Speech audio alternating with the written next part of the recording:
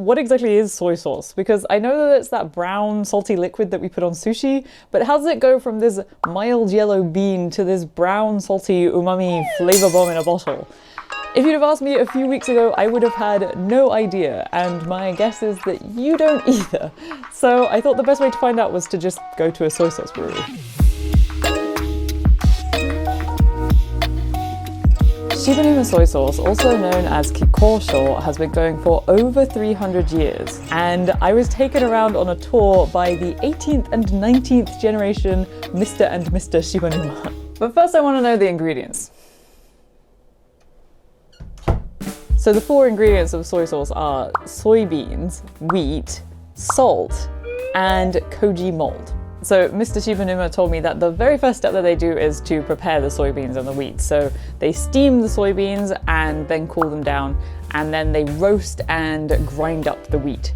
And then they mix the soybeans and the wheat together, and they put the Koji mold onto that. By mixing everything together, so we've got the soybeans, the wheat, and the Koji mold, that mixture is called Koji. So when you add the mold to the beans and the wheat, then it turns into this kind of white, fuzzy, sandy mixture. Yum! Well, to be fair, some of my favorite cheeses are moldy cheeses. Literally, you just put like blue mold into a cheese and I'm like, yum, Stilton! Who cares if you put some mold on some beans as well? And then after they've let that sort of do its thing for a few days, then they add the salt. So they add like a salt brine, basically just salt and water. I thought that the reason they would add that is for the flavor, and I guess also it does obviously impart the salty soy sauce flavor. But the main reason that you add it is so that it stops any bad bacteria growing. So although they have this kind of Koji mold that they want to grow, they don't want other weird, gross things that could make you sick or make the flavor go weird. They don't want any of those things, so they have a high concentration of salt to stop that. And once you add the salt, it becomes a moromi, which is basically like a porridge of all of the ingredients. But here there's a bit of a problem, because they put this moromi into a wooden barrel called a kioke. But there's not really anybody making these kioke, and many of the larger soy sauce makers no longer use kioke. This is a traditional method, but if you think about sort of wine and whiskey, then in the same way, the wooden barrels can impart some flavor and characteristics to the soy sauce. So the steel tanks, you can clean them easily, they're a lot cheaper, they're cheaper to maintain. There are a lot of good reasons to use them if you're making soy sauce on a huge scale, but for smaller scales or for something where you want a bit of a different flavor, then the kioke is really essential to that flavor. But there's only one group of people making these kioke. And I say that it's a group of people, but it's actually just one guy, but he is starting to show other people how to make it in the hopes that this skill will live on.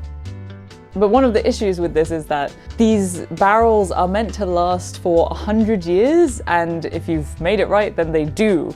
So there's just not really any reason to be making the kioke in the first place. So Shibanuma Soy Sauce actually orders 1 barrel a year just to make sure that the skill keeps going. But Shibanuma Soy Sauce also orders them when one of their barrels is getting a bit old or there's a problem with them. And so I just so happened to visit Shibanuma Soy Sauce when one of their barrels reached that 100-year mark. And once it gets to 100 years, you don't really want to keep using it because it can be a bit dangerous. Like, you don't really know if it's just going to explode and soy sauce will be everywhere. Depending on the place, then usually they would just make the barrels already in their Osaka hometown.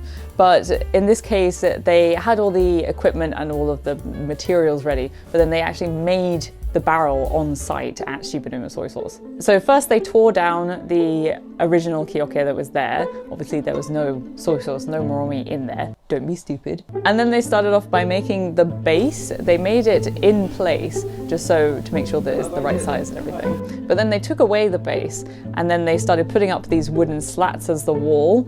And once they put the wooden slats together and then they've sort of tied it together with these like metal ropes or wires,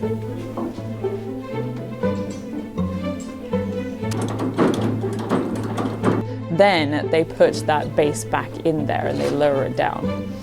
And then at this point they hammer everything together and it was so loud.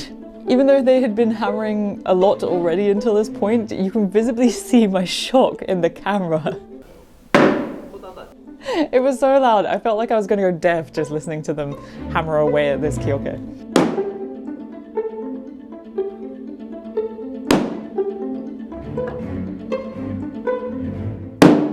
いやー、こんだけおたたか。いやー、それも皆さん。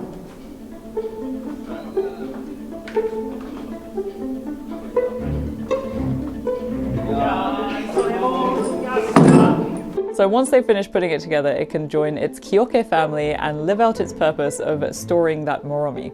So let's rewind a bit and go back to what happens to that Moromi.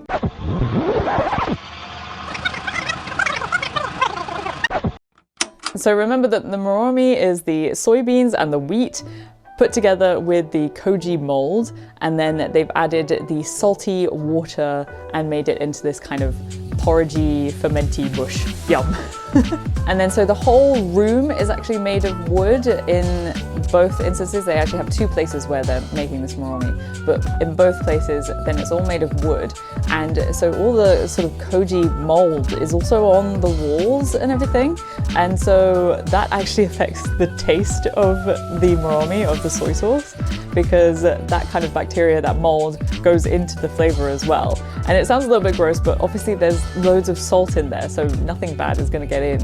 But if you didn't have all of that, the flavor would be completely different. And they keep it in these Kioke for 6 months to a year. Whether they keep it in for 6 months or a year depends on whether they've used whole soybeans or de-oiled soybeans. So the de-oiled ones have already kind of been deconstructed a bit, so it takes only 6 months for them to be ready, but the whole soybean ones take a year. And then so they ferment in those barrels, and depending on the state of the Moromi, then they might stir it every single day, or they'll just sort of see what's going on, how long it's been in there for, and stir it as needed.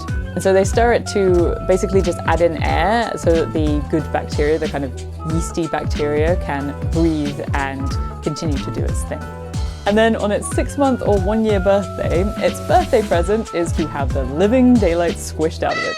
What a great birthday present. So I've been calling it Shibanuma Soy Sauce, but that's actually its nickname. Its official name is Kikko-Sho, and the Shibanuma just comes from the family name. But the reason their soy sauce is called Kikko-Sho is, well, it's a little bit of a long story, but basically there is a castle nearby, which is Tsukuba Castle, that had a nickname of Kikko because from above it looks like a turtle shell, and the name for turtle shell is Kikko.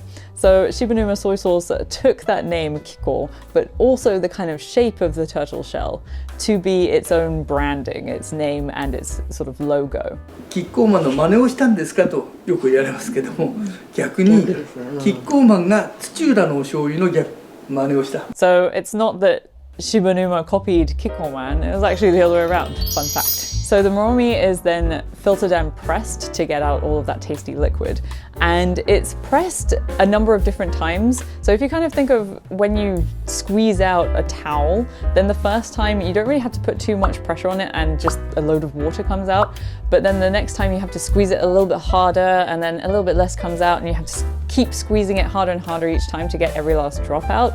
It's kind of like that. So they start by pushing it just with the power of gravity basically, and then they move it on to the next huge machine, and that has more pressure, and it has increasingly more pressure until they've got all of the soy sauce out. And it's also believed that by doing it in this way, where you kind of do a slower process instead of just all squishing it out in one go, that you get a kind of better flavor out of it. So the liquid that comes out here is actually called raw soy sauce, which you can actually eat, but because it has a sort of less processed quality, then it's not so well suited to being transported, and it has a shorter shelf life.